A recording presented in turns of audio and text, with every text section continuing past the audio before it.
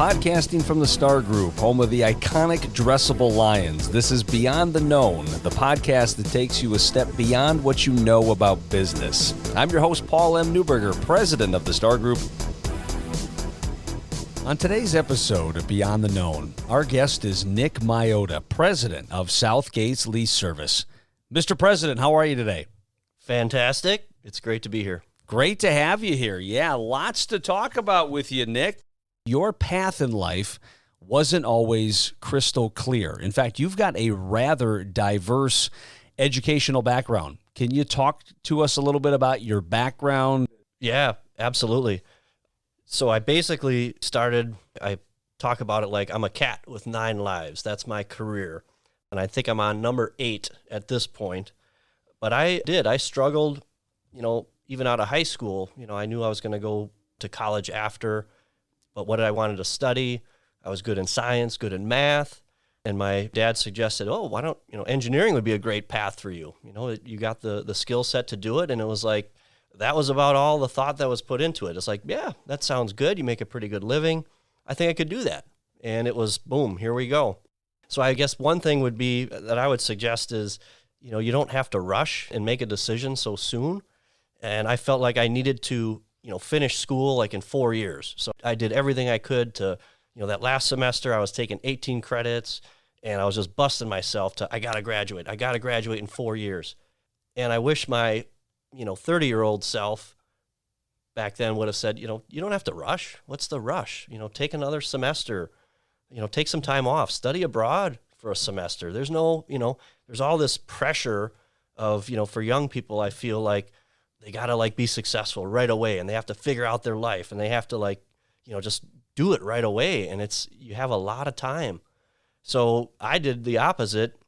I picked a path right away and then I changed about 3 or 4 times along the way because I really wasn't sure. And there were certain points in my life where I said, man, I don't know, is this what I really want to do? And I changed course a few times along the way. So what was it about some of these opportunities that you were chasing maybe that didn't sit as well with you as you would have liked? I mean, you were trying to figure it out. You were trying to think which direction I go. Okay, let's go this route. Well, that didn't fit. Well, let's try this route. Well, that didn't fit. Why were you having a difficult time finding something you were truly passionate about in those early stages? Yeah, and that's the key word is passion. It was something that I was good at. It was providing a living, but it wasn't necessarily something that I really truly enjoyed and felt it in my gut. I guess that would be something I would say is, if you find yourself, thinking about work or doing it at night or being excited in the morning to get up and go in there early and do it, you probably found something that you're passionate about. If it's a struggle or if it's like, oh man, I really don't want to go in today and deal with so-and-so, or I got this project that I'm really not too excited about.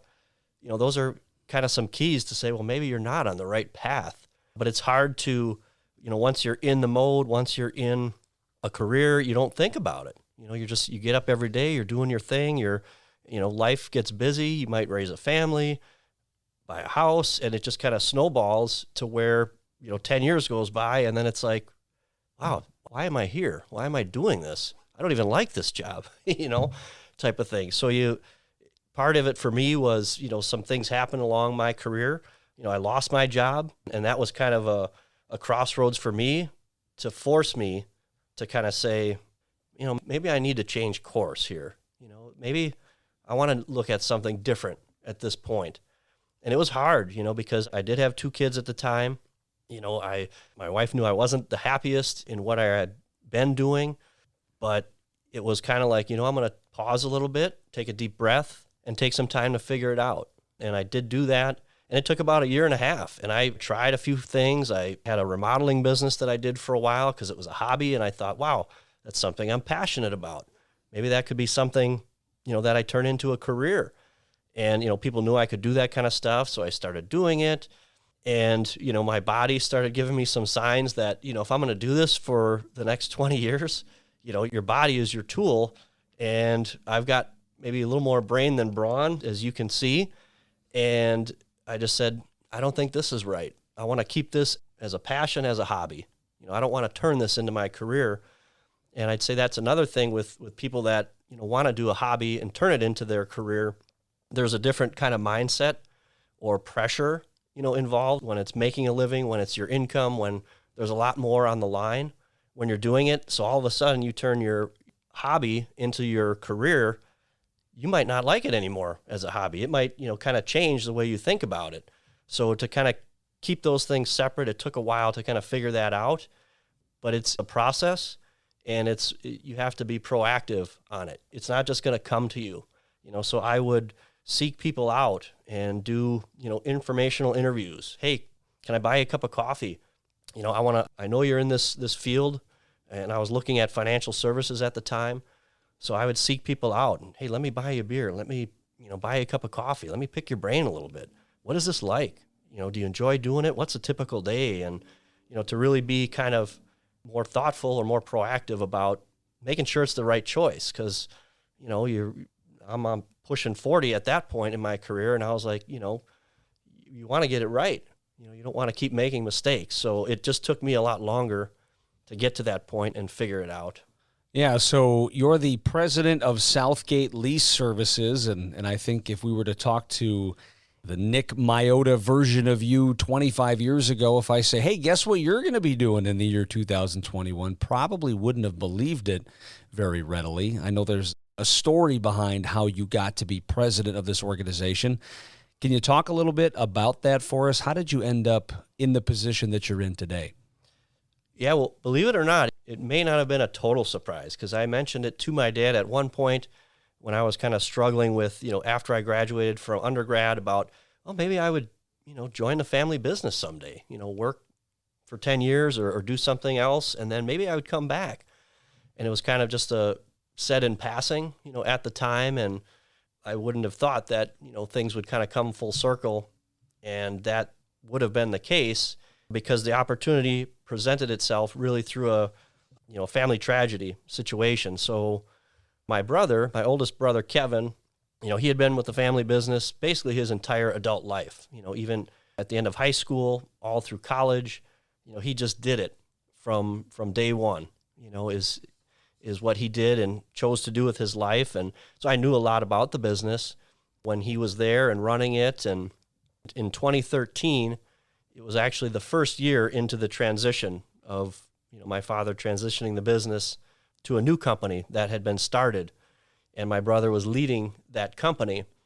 And basically the first year in, he came down with colon cancer and was diagnosed in, I want to say, November of 2013. And, he had surgery. He had gone through the process of starting chemo treatment, and something happened, and he suddenly passed one evening on December 20th. And it kind of just turned everybody's lives upside down. Our extended family, we'd never had anybody pass, early or been taken early. So it was, and I had just kind of transitioned my career at that point, and I was having, a lot of success in the financial services industry. It took a long time to, figure out my path. And my dad approached me and said, what do you think about coming to the family business? And I couldn't even wrap my head around it. I was like, what are you talking about? It was kind of totally out of left field. I hadn't even considered it or thought about it. And it took some time for that to sink in and digest. And, we chatted about it, and, I knew of the business, but I worked for the business in high school, just kind of as a part-timer at one point. But it was a whole process of, what does this mean? What does it look like? What are, just some of the basics of the business? How do you get new customers?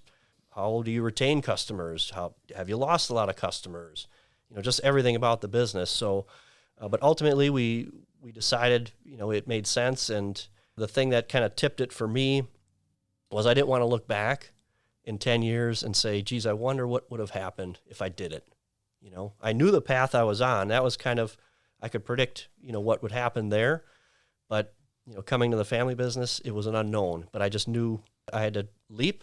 So I took a leap of faith, and I went in there and said, all right, let's do it. Yeah, certainly hard to see a lot of good, at least initially, that comes out of a traumatic family situation like that? I mean, when you're in the middle of a storm, when it seems like your life is falling apart, when all these things are kind of coming at you rapid fire, why is this happening to me? Why did God take my brother away from me? I mean, I think it's very natural to have those types of feelings and emotions. So based on what you went through with the loss of your brother, you being thrust into this leadership position at Southgate Lease Services, what are some of the lessons you learned about yourself as well as the family business along the way, would you say?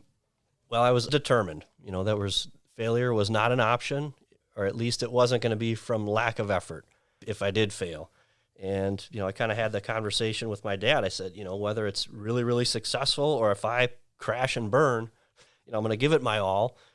So I think to kind of have that mindset of, I'm all in, baby. This is it. Let's make this happen. But then kind of the business aspects kick in, and that makes you think just about things like, well, we're a medium-sized business. Who are our competitors? So how do we attract new business, and what are the dynamics that make this thing tick? And it took a while for me to kind of get a feel for that, and why our customers are loyal to us, and why they stick with us. And with what we do, you could say we're similar to a bank. We extend credit to companies to service their transportation and their fleet needs. If a business has fleet vehicles, they need vehicles to do their job, that's where we help them. We're experts in that area, but we're more flexible. We're not a bank, and there's deep relationships that we have with our clients that I've learned is a wonderful thing. And I'm really happy that, that we've been successful. And I'd like to think some of that is partly what I've done and implemented with, trying to change the culture.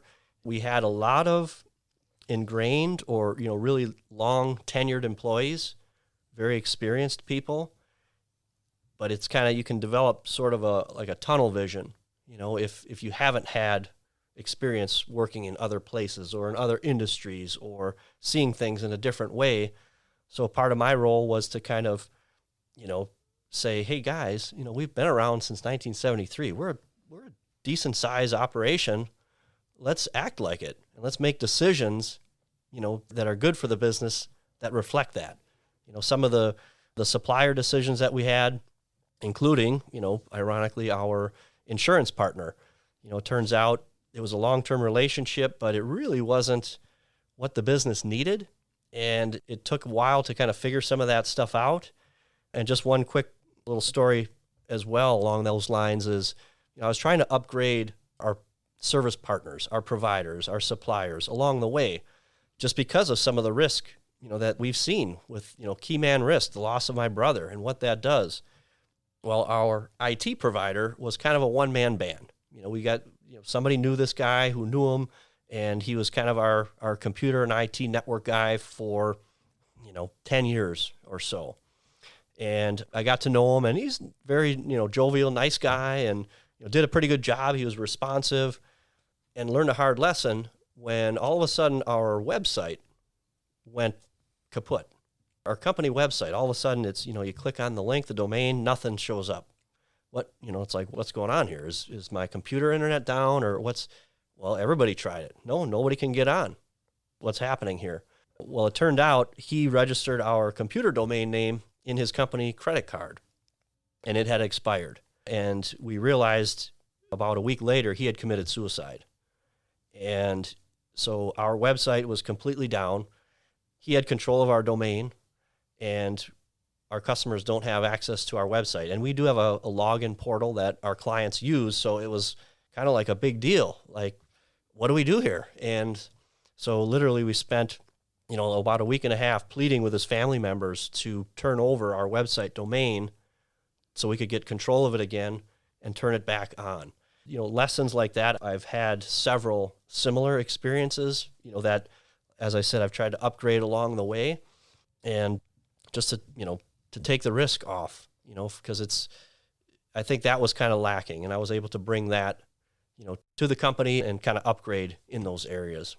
Well, I think this is an important topic to have for a couple of reasons, not the least of which is because leaders of organizations, regrettably, perish from time to time. It's one thing when somebody retires and you can kind of plan for that and you can kind of expect it, but all of a sudden the leader of an organization passes suddenly. Now what do we do? Especially if an organization maybe doesn't even have a succession plan in place. Now you got this team scrambling, trying to pick up the pieces.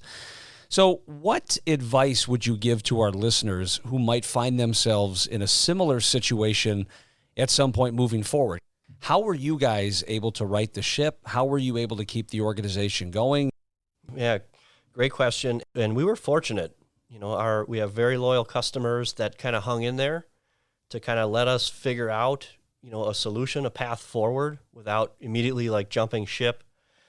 But it's kind of, business can be kind of cruel in that, when a person moves on or passes or the business doesn't stop and quickly the customers start saying, well, that's really a terrible, tragic situation. I feel awful, but I also have a need here that I have to worry about.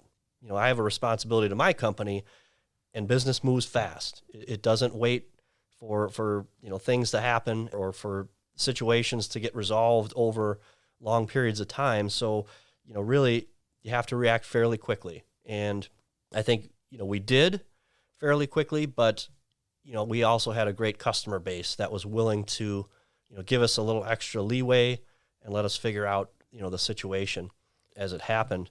And, the lesson that I learned, just, personally about it is, I don't know if my wife is going to listen to this, but hopefully not, because I've got a tremendous amount of life insurance, that as part of this, I realized, if something were to happen to me, I don't want to leave the business in a precarious financial position. I want, my affairs to be handled if the worst thing happened, so that was kind of a key lesson learned is, we have advisors, we work with a lot of great people, and I would say tap into your advisors, tap into those folks that can look at your business from an outsider's perspective, because sometimes on the inside, you're so into it day in and day out that, you don't think about things in a certain way. So, just your de facto advisors, maybe your accountants, maybe your bankers, maybe your lawyers, just to, seek that advice, when you meet with them. Hey, what do you think about this? How should I be thinking about, managing the risk of my business in a certain way? Is there anything you could recommend? Or, I think that's an important piece of it. Well, one of the other things, Nick, that you and I have in common, outside of the fact that we're insanely good looking, is you and I started running organizations from outside of our respective industries. Obviously, this is a family business for you. You were a logical pick, but your background was not automobiles. Your background was not lease services. Why does it make sense to have an outsider like Nick Miota run an organization that they haven't had a whole lot of experience in? Talk me through that, will you? Sure. Well, I think that, the path that I was on, as crazy and strange as it was, it actually was a great foundation and training for me, particularly my 3 years in the financial services world was really a great background. And, there's commonalities to every business, but then there's nuance or specifics that, you have to learn. So, I kind of rolled up the sleeves and started learning those things as quickly as I could, not having that expertise, when I came in. But, you offer a fresh perspective as well, a different way of doing things that, that is beneficial to a business. I think that's allowed me some success. And, there was things that just had to be done in the business itself to move on to the next level, and things that I had seen in various, businesses, for example, implementing a new ERP system, the engine that runs a business. I've been through a couple of those in the manufacturing industry as well as in the financial services industry. And those are very, very painful, things to go through. But I kind of knew we had to do that. And one of the reasons was our CFO was getting near retirement age. And he was, he kind of concocted this proprietary system using an IBM AS400 from 1980. And if something happened to him, God forbid, we would have been sunk again. So there's another, I guess, a common theme of, just the risk with, and it doesn't have to be a leader or a key leader in the company. It could be just a key individual that knows where all the bodies are buried or has the keys to, flipped the switch or knows, when something happens or goes down, knows how to get it back up and running. And that was a big financial decision and quite a painful one. I mean, if it was a surgery, that's akin to a heart transplant for the business. So we were able to kind of move past that, and I don't want to do that anytime soon, but but it was, so maybe it took an outsider's perspective and maybe somebody that, was a little more confident that, hey, we got to do this and we can get it done. I don't know how we're going to do it, but we got through it. So when we talk about professional development, I mean, there's on-the-job training, there's hands-on training, and I'm always curious, what's on the shelf of a C-suite executive? What's on the shelf of a leader? And it's always fascinating to me what people are reading. What are you reading, Nick Miota, or what books would you recommend? Well, and kind of on topic with what we were talking about earlier, I just kind of wanted to pass this on to folks that might be at a crossroads in their career, or maybe they're even starting out in their career. But a book that personally helped me through that and work through that process is called What Color is Your Parachute by Richard Bowles. It is, I would say, a self-help book, but it requires a lot of active participation to kind of work through it. It kind of gives a framework, though, to kind of help you work through the process, so you're not just kind of on your own. And I do believe, I looked at it last night, they do have one for teens as well. So if you have young children like mine that are in high school about to make that transition into college or maybe a trade, there is one for teens. I haven't read it yet. I can't recommend it, but if it's anything like the book that helped me, I think it would be worthwhile. So what would you say are some of the unique challenges of running a family-owned business? I mean, running a business is running a business. You either have business savvy or you don't. You got the business chops or you don't. But running a family-owned business, I would say, is slightly different. It's its own unique entity. It's its own unique beast. So based on your experience, your background, talk to us a little bit about that. What are some of the challenges or some of the nuance in being associated with a family-run organization? Yeah, I mean, it is its own unique, animal for sure. It's not like, I've worked in public traded companies and privately held companies, but then there's, the small family business dynamic, which is kind of completely, its own kind of thing. My guiding, philosophy was always, do what's in the best interest of the business, to try to guide some of those decisions. But it can be challenging. If I've got 2 children, I don't think this will be, kind of their passion in life based on what I know about them at, the ages that they are at. I could be wrong, but my daughter's going into nursing and my son, not quite sure where he's going to go, but that's a possibility, so at some point you think about, well, what is the best path forward? And maybe, sometimes selling the company is the best path forward. It just kind of depends. But then again, you could have somebody else step up, maybe an extended family member or a spouse or somebody that, steps in and shows an interest in it where it's like, wow, so maybe there's something out there that you didn't even think about, or somebody that you didn't think about that all of a sudden approaches you and expresses an interest, and there you go. Boom. You might have your next plan. Well, I've asked you this question previously. Southgate Lease Services is not the only organization that does what it does. I think you guys do your job fairly well. You guys are well respected in the industry. But if an individual organization, let's say, wants to hire you for your services, what are they going to get with Southgate Lease Services that they can't find with any other organization? What would you say your unique differentiator in the marketplace is? It sounds cliched maybe, but the relationships that we have with our clients, I think is the differentiator. I don't want to say it is friendly, it's a friendship, but it's also a partnership. And that's kind of how we view it, is their success is our success and vice versa. We're trying to grow, we're trying to be successful. We want to work with, like-minded companies that are wanting to see their businesses grow. And it's kind of a journey, like we say, like renting vehicles is like dating somebody, but leasing vehicles, that's marriage, man. You're all in. That's a real intricate thing. So, you really want to make sure who you're working with and that it's a good fit.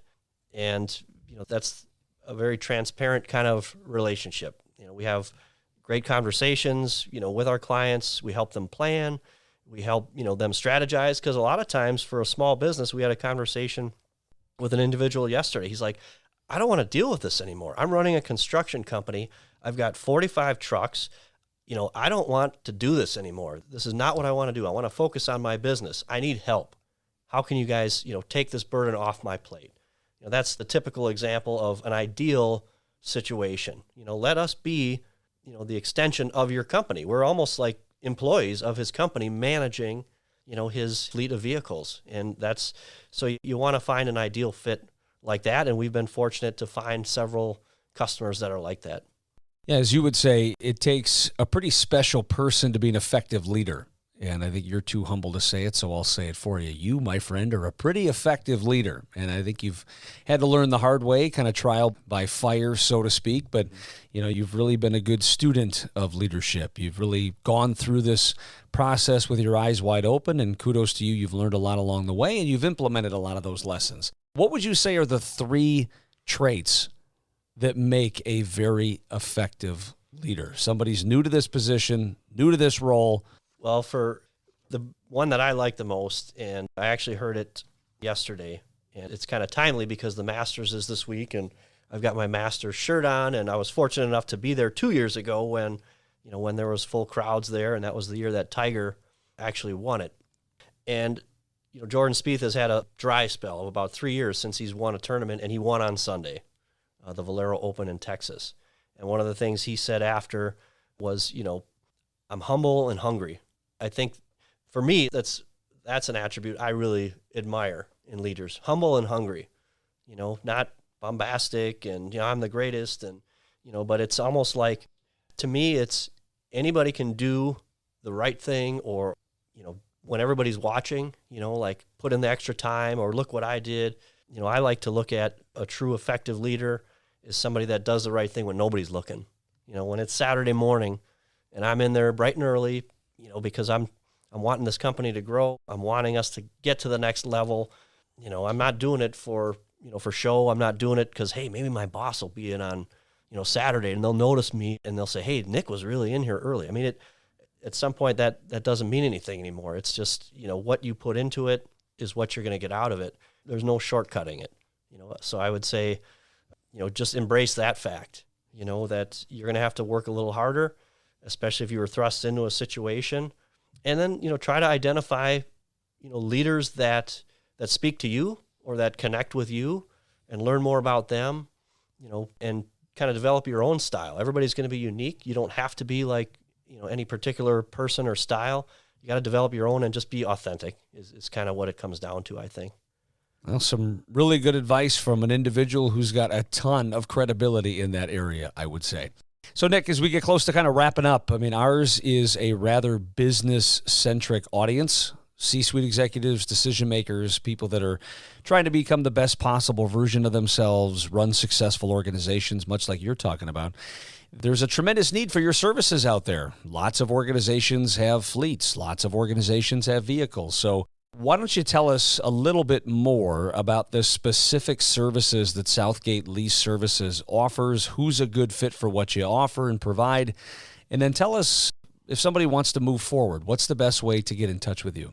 Yeah, absolutely. So we are based here in Milwaukee. That's where our office is located, but we can do vehicles anywhere in the country. And we have vehicles now, I believe, in over 45 states.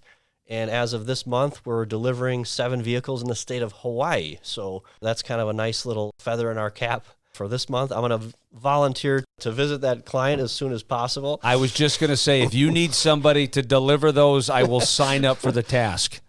Absolutely. We'll go together. So yeah, I mean, if the number of vehicles is 150 or less, that's kind of our niche. We're not the mega fleets. We don't service the huge pharmaceutical companies that have 5,000 vehicles or 40,000 vehicles like, AT&T. That's not our niche.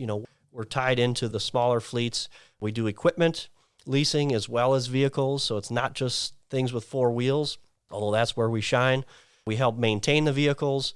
But even if, companies want to if they purchase their vehicles and they want to continue to purchase them, if they want somebody to just offer some advice or say, hey, Do you think we're doing things right?